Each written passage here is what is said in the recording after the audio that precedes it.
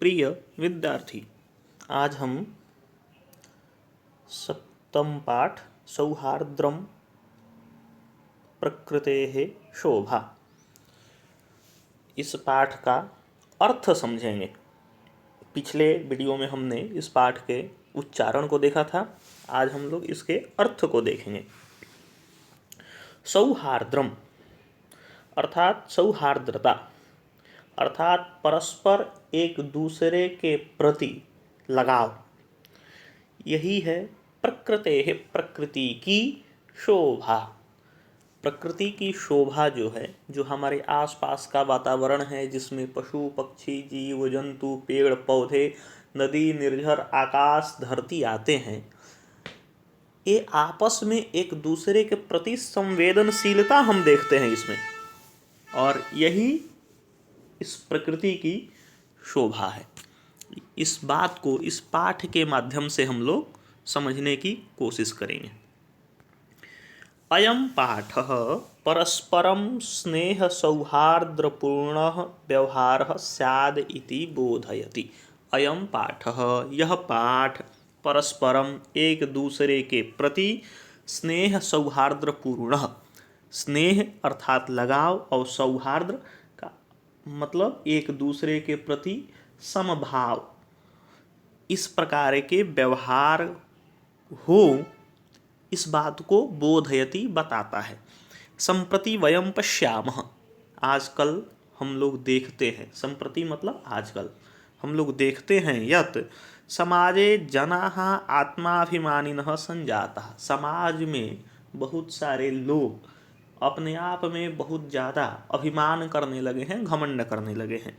ते परस्परम तिरस्कुर्वन्ति, और ऐसे अभिमानी लोग एक दूसरे का उपहास उड़ाते हैं, एक दूसरे का तिरस्कार करते हैं, किसी के प्रति कोई संवेदना नहीं रखते हैं। स्वार्थपूर्णे संलग्नाः ते परेषां कल्याण विषये नैव किमपि चिन्तयन्ति। स्वार्थपूर्णे संलग्नाः, अपने स्वार्थ की पूर्ति में लगे हुए ये सभी लोग, परेशान दूसरे लोगों के लिए, कल्याण विषय उनके अच्छाई के विषय में, नैव किमपि चिन्तयन्ति कुछ भी नहीं सोचते हैं। तेषां जीवनोद्देश्यम अधुना इदं संजातम, इस समय उनका जीवन का जो उद्देश्य है वह कुछ इस प्रकार हो गया है। नीचैरनीचैरति नीच नीचैः सर्वैः उपायैः फलमेव साध्यम, कहा कि कितना भी नीच कर्म करना पड़े अथवा अनीच अर्थात अच्छा कर्म करना पड़े, अथवा अति नीच नीचैः अर्थात अत्यंत गिरे से गिरा कर्म करना पड़े, लेकिन किसी भी उपाय से फलमेव साध्यम, हमें तो अपने मन के फल को प्राप्त करना पड़ेगा। अर्थात एन केन प्रकारेण, किसी भी प्रकार से हमें उन सभी कार्यों को करना पड़ेगा या कर रहे हैं जिससे हमारे मन की इच्छा पूर्ति हो, लेकिन यह बात ठीक नहीं है।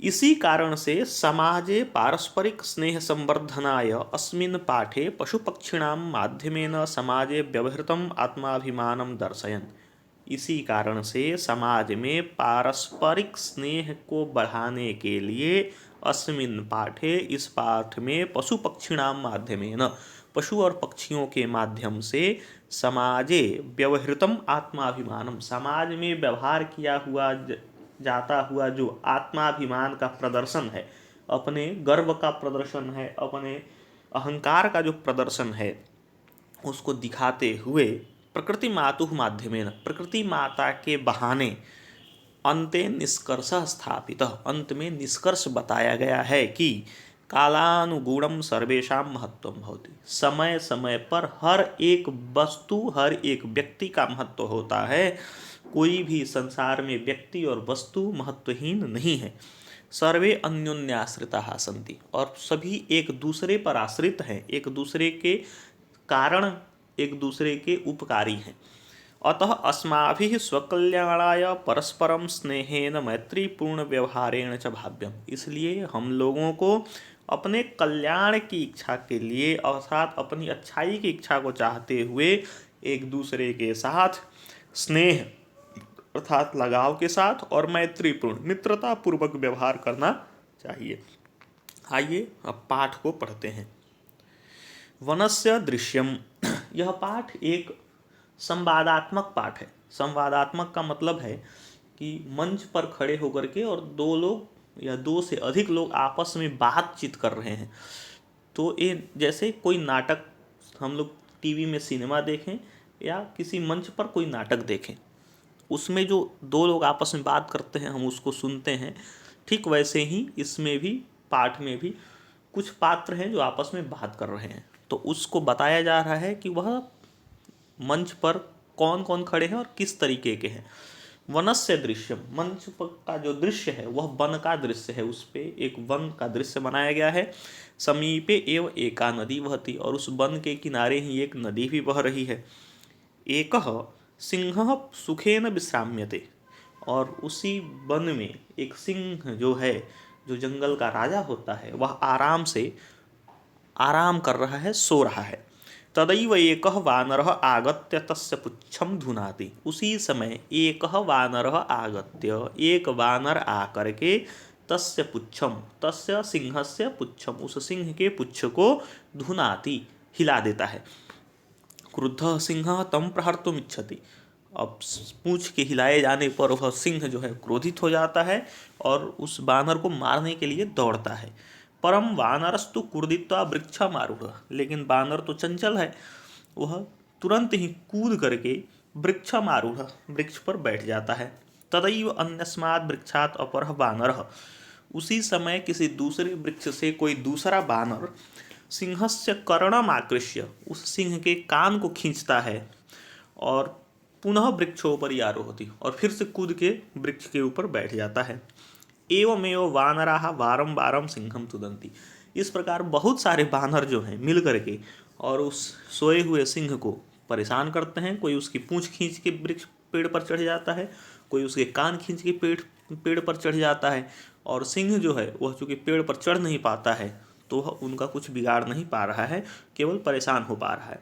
क्रुद्ध सिंह इतस्ततः धावति, सिंह बहुत क्रोधित होता है और इधर उधर दौड़ने लगता है। गर्जति, और जोर से दहाड़ता भी है। परम किमपि कर्तुम असमर्थ एव तिष्ठति, लेकिन उन बानरों का कुछ भी बिगाड़ नहीं पाता है और हार जाता है। बानराः हसन्ति, यह देख करके बानर बहुत जोर से हंसते हैं। वृक्षोपरि च विविधाः पक्षिणः अपि, और वृक्ष के ऊपर बैठे हुए दूसरे जो पक्षी हैं वे भी सिंहस्य एतादृशीं दशां दृष्ट्वा, सिंह की ऐसी दशा को देख करके हर्ष मिश्रितं कलरवं कुर्वन्ति, हंसते हुए खूब जोर से चहचहाने लगते हैं। निद्राभंग दुःखेन वनराजः सन्नपि तुच्छजीवैः आत्मनः एतादृश्या दुरावस्थया श्रान्तः सर्वजन्तून् दृष्ट्वा पृच्छति।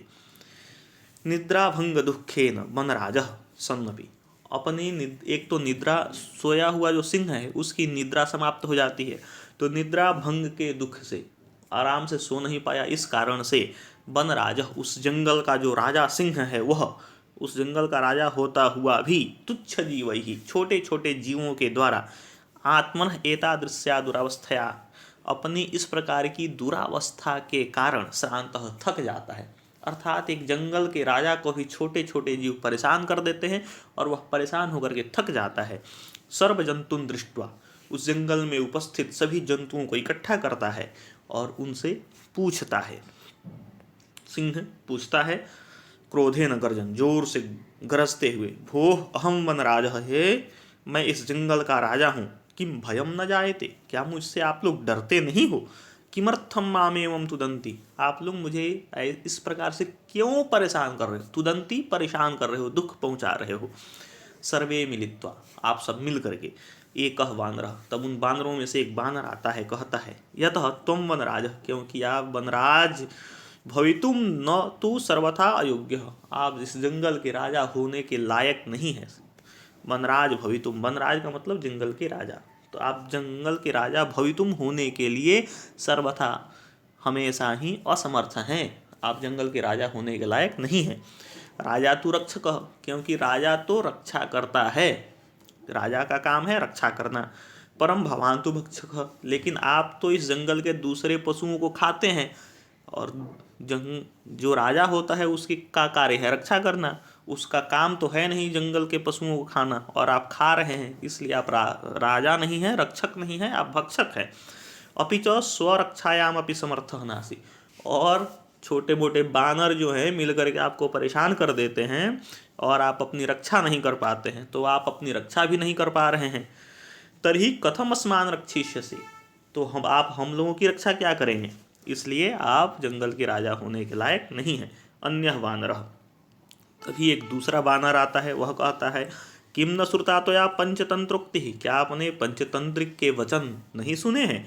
यो न रक्षति वित्रस्तान पीड्यमानान परैः सदा, जो दूसरों के द्वारा पीड़ित होते हुए और दुखी लोगों की रक्षा नहीं करता है, जंतुन पार्थिव रूपेण सकृतांतो न संशय, वह शरीर को धारण किया हुआ निश्चित रूप से यमराज ही माना जाता है। कृतांतः यमराज, कृतांत का मतलब होता है यमराज, वह यमराज ही है।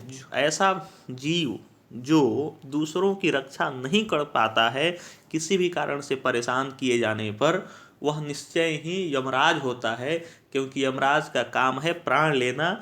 और वह व्यक्ति जो रक्षा करने के लिए के लायक है, वह अगर रक्षा नहीं करता है तो वह भी निश्चित रूप से उस जीव के प्राण के लेने में सहायक ही होता है। तब कौवा आता है, का कह, वह कहता है आम सत्यम कथितम त्वया, आप लोगों ने ठीक कहा बानरों ने, वस्तुतः वनराज भवितुम तु अहमेव योग्य, लेकिन मैं आपको बताऊं कि इस जंगल का राजा होने के लायक केवल मैं ही हूँ, कोई दूसरा नहीं है। तो पिकह, पिक का मतलब होता है कोयल, कोयल आती है, कहती है हंसते हुए, कथम त्वम योग्य वनराज भवितुम, तुम कैसे ये वन जंगल के राजा हो सकते हो। यत्र तत्र काका इति कर्कश ध्वनिना वातावरण आकुली करोसी, इधर उधर घूमते हो और का की ध्वनि करते हो और पूरे अपने इस कर्कश ध्वनि से जंगल को परेशान कर देते हो। न रूपम न ध्वनिरस्ति, तुम्हारा रूप भी तो सुंदर नहीं है, काले काले हो और आवाज़ भी तुम्हारी अच्छी नहीं है। कृष्ण वर्णम मेध्यामेध्य भक्षकम, एक तो काले रंग के हो और जो मिलता है वही खा लेते हो, अच्छा क्या है बुरा क्या है सोचते भी नहीं हो। तुम कथम वन राजम मन्यामहे वयम, तो तुमको हम लोग इस जंगल का राजा कैसे मान लें। तो कौवा कहता है अरे अरे किम जल्पसी, अरे अरे क्या कहते हो। यदि अहम कृष्ण वर्ण तर्हि तुम किम गौरांग, यदि मैं काला हूँ तो तुम कोयल भी, तुम भी गोरे रंग की थोड़ी ही हो, तुम भी तो काली हो। अपि च विस्मर्यते किम, और भूल गई क्या, यत सत्य प्रियता तो जनानां कृते उदाहरण स्वरूपा, और यह भूल गई कि मेरी सत्य प्रियता लोगों में फैली हुई है, लोग मेरी चर्चा करते हैं, कहते हैं अनृतम वदसिते चेत काकः दसेत, लोग अपने में कहते हैं झूठ बोले कौआ काटे। तो भैया लोग भी मेरी सत्यता को पहचानते हैं। इस प्रकार से अस्माकं परिश्रम ऐक्यम च विश्व प्रथितम, इसलिए हम कौवों का की एकता और मेहनत जो है वह पूरे संसार में फैला हुआ है। अभी च काकचेष्टा विद्यार्थी एवं आदर्श छात्र मन्यते, और इतना ही नहीं है, ऐसा विद्यार्थी जो कौवे के जैसा ध्यान लगा करके पढ़ता है वह अच्छा विद्यार्थी माना जाता है। यह भी लोग कहते हैं कि काक चेष्टा, काक के समान कौवे के समान प्रयास करने वाला विद्यार्थी को होना चाहिए। तो अब कोयल कहती है अलम अलम अतिविकथन, अरे झूठ बोलने से तो रोको, इतना झूठ भी मत बोलो। किम विस्मर्यते यत्, क्यों भूल रहे हो तुम। काकः कृष्णः पिकः कृष्णः को भेदः पिक काकयोः, क्या भूल गए कि श्लोक कहा गया है सूक्तियों में कि कौवा भी काला होता है और कोयल भी काली होती है, दोनों में फिर अंतर क्या है, काले और होने के कारण दोनों कैसे पहचानेंगे। तो कहा कि वसंत समय प्राप्ते, जब वसंत का समय आता है तब कौवा और कोयल दोनों की पहचान हो जाती है, क्योंकि वसंत के समय में जब कोयल बोलती है तो उसकी वाणी मीठी होती है और कौवा तो काँव काँव कर्कश ध्वनि करता है, इसलिए वसंत समय में दोनों में भेद हो जाता है। तब कौवा कहता है रे परभृत, अरे दूसरे के घोंसलों में जीने वाली कोयल, यदि तव संततिम न पालयामि, यदि तुम्हारे बच्चों को मैं अपने घोंसलों में नहीं पालूंगा, तर्हि कुत्रस्य पिकाहा, तो फिर कोयल कहाँ से आएगी, क्योंकि तुम तो अपना घोंसला बनाती नहीं और अपने बच्चों को हम मेरे घोंसलों में छोड़ जाती हो। अतः अहम एव करुणापरः पक्षी सम्राट काकः, इस कारण से मैं ही करुणा को करने वाला और पक्षियों का सम्राट कौवा हूँ।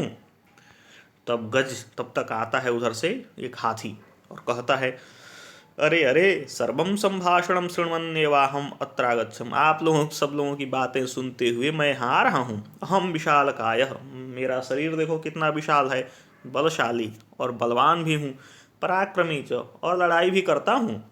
सिंहम वा स्यात् अथवा अन्य कोपि, चाहे सिंह हो चाहे कोई दूसरा जानवर हो, वन्य पशुंतु तुदंतम जंतुम हम ससुंडेन पोथयित्वा मारयिष्यामि।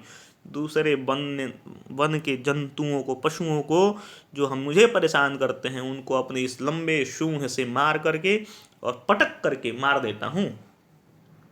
किमन्यः कोप्यस्ति एतादृशः पराक्रमी, क्या मेरे जैसा कोई बलवान है इस जंगल में? अतः अहमेव योग्यः वनराज पदाय, इसलिए आप लोग मुझे राजा बना दो, मैं ही राजा बनने के लायक हूँ। तब बानर कहता है, अरे अरे एवं वा, अच्छा ऐसा है। शीघ्रम एवं गजस्सापि पुच्छम विधुये वृक्षों पर यार होती, और तुरंत ही पेड़ पर से उतरता है और उस हाथी के पुच्छ को हिला करके और पुनः उस वृक्ष पर बैठ जाता है। गजः तम वृक्षमेव सशुंडेन आलोड़यितुमिच्छति, यह देख करके जो हाथी है वह अपने सूंड से उस पेड़ को ही उखाड़ना चाहता है। परम बानरस्तु क्रोधित्वा नम वृक्षम आरोहति, लेकिन तब तक बानर देखता है कि इस पेड़ को उखाड़ रहा है जिस पे मैं बैठा हूँ, तो दूसरे वृक्ष पे चला जाता है। एवं वृक्षम बजात वृक्षात वृक्षम प्रति धावंतम दृष्ट्वा सिंह अपि हसति वदति च। तब जब वह दूसरे वृक्ष पर जाता है तो हाथी फिर दूसरे वृक्ष को उखाड़ने के लिए जाता है। इस प्रकार बानर दूसरे वृक्ष पर कूदता है, हाथी दूसरे वृक्ष को उखाड़ने के लिए आता है। यह दृश्य देख करके सिंह भी हंसने लगता है और कहता है, भो गज ममाप्येवम आतुदन्येते वानर, हे हाथी, इन बानरों ने मुझे इसी तरह परेशान किया है। वानर कहते हैं, एतस्मादेव तु कथयामि यद अहमेव योग्यः वनराज पदाय। तो फिर बानर कहते हैं, इसीलिए तो हम कह रहे हैं कि हम लोग ही इस जंगल के राजा होने के लायक हैं। ये न विशाल कायम पराक्रमिणम, क्योंकि हम लोग इस विशाल काय और पराक्रमी हाथी को, भयंकरम चापि सिंहम, और इस भयंकर गर्जना करने वाले सिंह को, पराजय तुम समर्था, हराने में समर्थ हैं, अस्माकम जाति। अतः वन्य जंतु न रक्षायै वयमेव रक्षमाः, इसलिए इस जंगल के जितने भी जीव हैं उनकी रक्षा करने में हम लोग समर्थ हैं, आप लोग समर्थ नहीं हैं। एतत् श्रुत्वा नदी मध्य स्थितः एकः बकः, तब तक इतनी बातें सुन करके नदी के बीच में बैठा हुआ एक बगुला जो है वह आता है। अरे अरे, माम विहाय कथमन्यः कोऽपि राजा भवितुम् अर्हति, अरे मुझे छोड़ करके इस जंगल का राजा कोई दूसरा कैसे हो सकता है। अहम तो शीतले जले बहुकाल पर्यंतम अविचल ध्यानमग्न स्थित प्रज्ञैव स्थित्वा सर्वेषां रक्षाया उपायान् चिन्तयिष्यामि। आप लोग देखते नहीं हो, कहता है आप लोग देखते नहीं हो, मैं ठंडे जल में बहुत देर तक ध्यान लगाता हूँ और यह सोचता रहता हूँ कि इस जंगल के दूसरे जीवों की रक्षा मैं कैसे कर सकूँ। योजनां निर्मीय च स्वसभायां विविध पदमलंकुर्वाण ही जंतुभिश्च मिलित्वा रक्षोपायान् क्रियान्वितान् कारयिष्यामि। इसलिए मैं जब कोई उपाय चुनूंगा तो उस उपाय को फिर सभा में उपस्थित होकर के सब लोगों को बता सकता हूँ। इसलिए मैं अच्छे से ध्यान लगाता हूँ और मेरे पास इतना समय है कि मैं सभी की रक्षा के लिए उपाय भी सोच सकता हूँ। अतः अहमेव वनराज पद प्राप्त योग्य, इसीलिए मैं इस जंगल का राजा होने में मैं ही समर्थ हूँ, क्योंकि मेरा ध्यान अच्छा है। तब तक मयूर आता है, मोर, वह कहता है वृक्ष के ऊपर से ही हंसते हुए कहता है, विरमा विरमा आत्मश्लाघाया किम न जानासि यत्, अरे अपने प्रशंसा में तुम लोग यह भूल गए क्या, यदि न स्यान् नरपति सम्यक नेता ततः प्रजा अकर्णधारा जलधौ विप्लवेते नौरिव। कहा कि यदि नरपति सम्यक नेता न स्यात्, यदि जंगल के पशुओं का कोई अच्छा नेता नहीं होगा तो क्या होगा, प्रजा कर्णधारा जलधौ विप्लवेते नौरिव, तो जैसे समुद्र में चलती हुई नाव डूब जाती है वैसे प्रजा रूपी नाव जो है वह डूब जाएगी। इसीलिए राजा तो जरूरी है। अब कौन अजानाति तो ध्यानावस्था, और कौन नहीं जानता है कि तुम क्या ध्यान लगाते हो। स्थित प्रज्ञ इति व्याजेन, बिल्कुल ध्यानावस्थित किसी तपस्वी के समान जो ध्यान लगा के तुम करते हो। बराकान मीलान छलेन गृह्य अधिगृह्य, छोटे छोटे मछलियों को ध्यान लगा करके और तुम उनको पकड़ लेते हो और कठोरता के साथ भक्षयसी खा लेते हो। धिक्त्वाम, इसलिए तुमको तो धिक्कार है, ध्यान लगाते हो तपस्वी के समान और मारते हो मछलियों को और खा जाते हो। तो कारणात् तु सर्वम पक्षिकुलम एवं अमानितम जातम, और तुम्हारे ही कारण से समस्त जो पक्षियों का समुदाय है वही अपमानित होता है। तब बानर कहता है सगर्वम, प्रसन्नता के साथ, अतएव कथयामि यत् अहमेव योग्यः वनराज पद, इसीलिए तो हम लोग कह रहे हैं कि इस जंगल में कोई ऐसा नहीं है जो जंगल का राजा हो सके। हम बानर हैं और हम ही जंगल का राजा होने के लायक हैं। शीघ्रमेव मम राज्याभिषेकाय तत्परः भवन्तु सर्वे वन्य जीवाः, इसलिए आप सभी लोग तुरंत ही हमारी युवराज पद की घोषणा के लिए तत्पर हो जाए। तब मोर कहता है अरे बानर तुष्णिम भव, अरे बानर चुप हो जाओ, कथम तुम योग्य वनराज पद है, तुम जंगल का राजा होने के लायक कैसे योग्य हो। देखो देखो, मम शिरसि राजमुकुट में शिखाम स्थापयता विधात्रा, मेरे माथे पे देखो ब्रह्मा जी ने स्वयं ही राजमुकुट के समान एक शिखा बनाई हुई है, अतः मैं ही इस राजमुकुट को धारण करने वाला जंगल का राजा होने में समर्थ हूँ। अतः वने निवसंतम माम वनराज रूपेणापि द्रष्टुम सज्जा भवन्तु अधुना, इसलिए अब तो आप लोग मुझे ही इस जंगल का राजा देखने के लिए तैयार हो जाएं। यतः कथम कोप्यन्य विधातुः निर्णयम अन्यथा कर्तुम क्षमा, क्योंकि ब्रह्मा की बात को कोई उलट नहीं सकता है, और ब्रह्मा जी ने तो हमें पहले ही राजा के जैसा बना के भेजा है।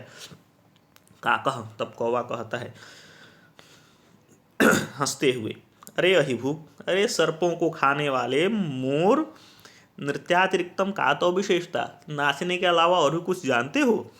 त्वाम वनराज पदा योग्य मन्ना वयम, जिसके कारण हम लोग तुमको राजा के रूप में मान लें। मयूर, तब मोर कहता है यतः मम नृत्यम तो प्रकृति है आराधना, क्योंकि मेरा जो नृत्य है वह इस प्रकृति की आराधना है, मैं अपने नृत्य के द्वारा इस प्रकृति की आराधना करता हूँ। देखो देखो मम पिच्छा नाम पूर्वम सौंदर्यम, और मेरे इस पूंछ का अपूर्व सौंदर्य देखो। पिच्छानुघाट्य नृत्य मुद्रा में स्थित आसन, और अपने पूंछ को फैलाता है और नृत्य की मुद्रा में उपस्थित होकर के कहता है न कोपि त्रैलोक्य मत सदृश सुंदर, क्या इस संपूर्ण संसार में मेरे जैसा कोई सुंदर जीव है। वन्य जंतूनां उपरि आक्रमणं कर्तारं तो हम स्वसौंदर्येण नृत्येन चाकर्षितं कृत्वा वनात् बहिष्करिष्यामि, और मेरे पास यह ताकत है कि इस जंगल के किसी भी पशु के ऊपर अगर कोई भी आक्रमण करता है तो मैं अपने नृत्य के द्वारा उसको मोहित करके और उस जंगल से बाहर कर सकता हूँ। अतः हमेव योग्य वनराज पदाय, इसलिए मैं ही इस जंगल का राजा होने के लायक हूँ। एतस्मिन्नेव काले व्याघ्रचित्रकौ अपि नदी जलम पातुमागतौ एतम विवादम शृणुतः वदतः च, उसी समय दो जीव व्याघ्र और चित्रक दो आते हैं नदी का पानी पीने के लिए, और इस पूरी वार्ता को सुन करके इधर आ जाते हैं। व्याघ्र और चित्रक दोनों कहते हैं अरे कि वनराज पदाय सुपात्रम चीयते, अरे इस जंगल का राजा बनाने की चर्चा हो रही है, जंगल का राजा चुना जा रहा है। ए तदर्थम तु आवाम योग्य, इसके लिए तो हम दोनों ही योग्य हैं। यस्य कस्यापि चयनम कुर्वन्तु सर्वसम्मत्या, हम दोनों में किसी का भी चयन कर लो कोई बात नहीं है, हम इस जंगल का राजा हो सकते हैं। तब तक सिंह कहता है तूष्णीम भव भो, चुप हो जाओ। युवाम अपि मत सदृशौ भक्षकौ न दुरक्षकौ, आप दोनों भी हमारे जैसे ही इस जंगल के पशुओं को खाने वाले हो, इनकी रक्षा करने वाले नहीं हो। एते वन्य जीवा भक्षकम रक्षक पदयोग्यम न मन्यन्ते, और इस जंगल के जो जीव हैं वे जंगल के दूसरे जीवों को खाने वाले जीवों को अपना राजा नहीं मानेंगे और न मान रहे हैं। ये कह रहे हैं कि हमें रक्षक चाहिए, भक्षक नहीं चाहिए। अतएव विचार विमर्श प्रचलति, इसीलिए एक दूसरे से हम लोगों की बातें चल रही हैं। बकह, तब बगुला कहता है सर्वथा सम्यक उक्तम सिंह महोदयेन, सिंह ने तो ठीक ही कहा है। वस्तुतः एव सिंहेन बहुकाल पर्यंतम शासनम कृतम, वास्तविकता यही है कि सिंह ने इस जंगल पर बहुत दिनों तक राज किया है, लेकिन इस समय कोपि पक्षी एवं राजा, कोई एक पक्षी ही राजा होगा, यह निश्चय कर लीजिए। अत्र तु संशीतिलेशस्यापि अवकाशः नास्ति, इसमें कोई किसी भी प्रकार का संदेह या शंका नहीं होनी चाहिए। तब सभी पक्षी मिलकर के कहते हैं जोर से आमाम कश्चित् खगः एव वनराजः भविष्यति इति। सभी पक्षी मिल के कहते हैं हाँ हाँ, इस जंगल का कोई राजा कोई पक्षी ही होगा, यह सिंह नहीं रहेगा। परम कश्चिदपि खगात्मानं विना नान्यं कमपि अस्मै पदायोग्यम चिंतयति, लेकिन तब समस्या क्या आती है पक्षियों को राजा चुनने में, कि सभी पक्षी अपना हाथ खड़ा कर देते हैं कि मैं बनूंगा राजा, मैं बनूंगा राजा। इसमें ये होता है कि कोई पक्षी यह नहीं कहता है कि नहीं तुम बन जाओ राजा और मैं नहीं बनूंगा, तब सारे पक्षियों को तो बनाया नहीं जा सकता। तदा तैः सर्वैः गहन निद्रायां निश्चिंतम स्वपंतम उलुंगम मिक्ष विचारितम। तब देखा कि सब लोग राजा बनने के लिए तैयार हैं, लेकिन एक उल्लू जो है वह चुपचाप सोया हुआ है, वह तो अब कुछ कह नहीं रहा है, तो क्यों ना उसी को राजा बना दिया जाए। उसके बारे में लोग सोचते हैं कि ऐसा आत्मश्लाघा ही न, यह अपनी प्रशंसा भी नहीं करता है, पद निर्लिप्त, इसको किसी पद की चिंता भी नहीं है, इसलिए यही राजा होने के लायक है। परस्परम आदिशंति च तद आनीयंताम नृपाभिषेक संबंधी न संभारा। इसलिए सब मिलकर के उसको कहते हैं कि ले आओ वही युवराज बनाने के लिए जो भी सामग्री चाहिए और इस उल्लू को ही राजा बना दिया जाए। सर्वे पक्षिण सज्जायै गंतुम इच्छन्ति तर्हि अनायासः एव। जब सब लोग दूसरे दूसरे सामानों को ले आने जाते हैं जिससे राज्याभिषेक किया जाए उल्लू का, तभी कौवा बोल पड़ता है हंसते हुए, सर्वथा अयुक्तमेतत्, यह बिल्कुल गलत हो रहा है। यन मयूर हंस कोकिल चक्रवाक सुख सारसादिषु पक्षी प्रधानेषु, क्योंकि इस जंगल में मयूर हैं, हंस हैं, कोकिल कोयल है, चक्रवाक है, शुक है, तोता है, सारस पक्षी है, इस प्रकार के फेमस जो पक्षी हैं, प्रधान जो पक्षी हैं, प्रसिद्ध जो पक्षी हैं, उनके रहने पर ये दिवांधस्य, ये दीन के अंधे को, कालवक्त्रस्य, और इस जमराज के समान मुंह वाले उल्लू को आप लोग अभिषेक करने जा रहे हैं, यह ठीक नहीं है। पूर्णम दिनम यावत् निद्रायमाण, सब पूरे दिन तो यह केवल सोता रहता है, यह हमारी रक्षा कैसे कर सकता है, क्योंकि स्वभाव रौद्र मत्युग्रम क्रूरम अप्रियवादिनम उलूकम नृपतिम कृत्वा कानुसिद्धिर्भविष्यति, क्योंकि स्वभाव से तो रुद्र है और देखने में तो एकदम भयंकर है और क्रूर भी है, और यह क्या बोलता है यही जानता है। इस प्रकार के उल्लू को राजा बना करके आप लोगों को क्या लाभ मिलेगा। ततः प्रविशति प्रकृति माता, उसी समय प्रकृति माता का मंच पर प्रवेश होता है और वे कहती हैं भो भो प्राणिनः यूयम सर्वे एवमेव संतति।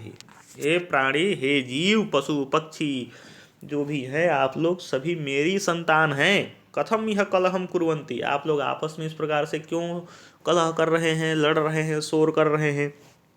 वस्तुतः सर्वे वन्यजीविनः अन्योन्याश्रिताः, वास्तविकता ये है कि सभी आपस में आप लोग एक दूसरे के ऊपर आश्रित हैं। क्योंकि हमेशा याद रखिए, ददाति प्रतिगृह्णाति, जो देता है और फिर कुछ दूसरी वस्तु लेता है।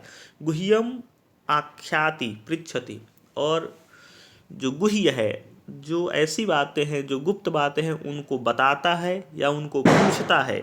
भुक्ते भोजयते, जो स्वयं भी खाता है, दूसरों को भी खिलाता है। षड्विधम प्रीति लक्षणम, यही 6 प्रकार से प्रीति अर्थात प्रेम के लक्षण है। अर्थात प्रेम के लक्षण क्या क्या हैं? देना और कुछ दूसरी वस्तु को लेना, गूढ़ बातों को बताना और गूढ़ बातों को पूछना, खुद भी खाना और दूसरों को भी खिलाना, यही प्रेम का लक्षण है, इसी को प्रेम कहते हैं। सर्वे प्राणिनः समवेतस्वरेण, तब तक सभी प्राणी जो हैं एक साथ बोलते हैं। मातः कथम कथयति तु भवती सर्वथा सम्यक, आप तो ठीक कह रही हैं, परम वयम भवतीम न जानीमः, लेकिन हम लोग तो आपको आज तक देखे नहीं, आप कौन हैं? भवत्याः परिचयः कः, आपका परिचय क्या है? तब प्रकृति माता कहती है अहम प्रकृति ही युष्माकं सर्वेषां जननी, मैं प्रकृति हूँ और मैंने ही आप सभी को उत्पन्न किया है। यूयम सर्वे एव मे प्रियाः, और आप लोग मेरे अत्यंत प्रिय लोग हैं। सर्वेषामेव मत्कृते महत्त्वं विद्यते, और आप लोगों का, सभी लोगों का महत्व मेरे लिए है। यथा समयम न तावत् कलहेन समयम वृथा यापयन्तु, आप लोग इस प्रकार से व्यर्थ का समय नष्ट न करें। अपितु मिलित्वा एव मोदध्वम, एक साथ रहें और प्रसन्नता के साथ रहें। जीवनम च रसमयम कुरुद्धम, और एक दूसरे के जीवन को रसमय बनाएं। तद्यथा कथितम, क्योंकि कहा गया है प्रजा सुखे सुखम राज्ञः, प्रजा के सुख में ही राजा का सुख है। प्रजानाम च हिते हितम, और प्रजा के कल्याण में ही राजा का हित है। नात्म प्रियम हितम राज्ञः, राजा का अपना कुछ भी प्रिय नहीं होता है। प्रजानाम तु प्रियम हितम, और राजा का अपना हित और अपना प्रिय वही होता है जो प्रजा का प्रिय हो और प्रजा का हित हो। और भी कहा गया है, अगाध जल संचारी, अत्यंत गहरे जल में तैरने वाला, न गर्वम याति रोहित, जो रोहित है, मछली है, वह कभी भी गर्व नहीं करता है, वह कभी भी अभिमान नहीं करता है। अंगुष्ठोदक मात्रेण, जबकि थोड़े जल में, अंगुष्ठ मात्र जल में अर्थात बहुत थोड़े जल में, सफरी फुरफुरायते, जो सफरी मछली होती है वह फुरफुर फुरफुर करके चलती है, पानी को उड़ाते हुए चलती है। लेकिन गहरे समुद्र में चलने वाला बड़ा बड़ा जो मछली है वह कभी भी अपने ऊपर गर्व नहीं करती है। इसलिए आप लोग बहुत गर्व न करें और जय जंगल का जो भी नियम है उस नियम का अनुपालन करें, क्योंकि सभी को एक दूसरे की आवश्यकता है। अतः भवन्तः सर्वे सफरीवत एकैकस्य गुणस्य चर्चां विहाय, इसलिए आप लोग उस सफरी मछली के समान किसी एक गुण को लेकर के और कह रहे हैं कि मैं ऐसा हूँ, इसको छोड़िए। मिलित्वा, और मिल करके, प्रकृति सौंदर्याय, प्रकृति के सौंदर्य के लिए, वन रक्षायै, और इस जंगल की रक्षा के लिए, प्रयत्नता, कोशिश कीजिए। प्रकृति के सौंदर्य की रक्षा कीजिए और इस जंगल की रक्षा के लिए कोशिश कीजिए। सर्वे प्रकृति मातरम प्रणमन्ति, तब सभी मिल करके उस प्रकृति माता को प्रणाम करते हैं। मिलित्वा दृढ़ संकल्प पूर्वकम जगायन्ति, और मिल करके एक दृढ़ संकल्पित होते हैं और मिल करके गाते हैं। प्राणिनाम जायते हानिः परस्पर विवादतः, अगर एक दूसरे से अगर हम विवाद करते हैं तो निश्चित रूप से हम ही लोगों की हानि होती है, समस्त प्राणियों की हानि होती है। अन्योन्य सहयोगेन, और अगर हम एक दूसरे का सहयोग करते हैं तो लाभस्तेषां प्रजायतो, तो निश्चित रूप से लाभ ही होता है। इसलिए हमें हमेशा एक दूसरे के सहयोग के बारे में सोचना चाहिए, एक दूसरे के साथ विवाद के बारे में कभी नहीं सोचना चाहिए।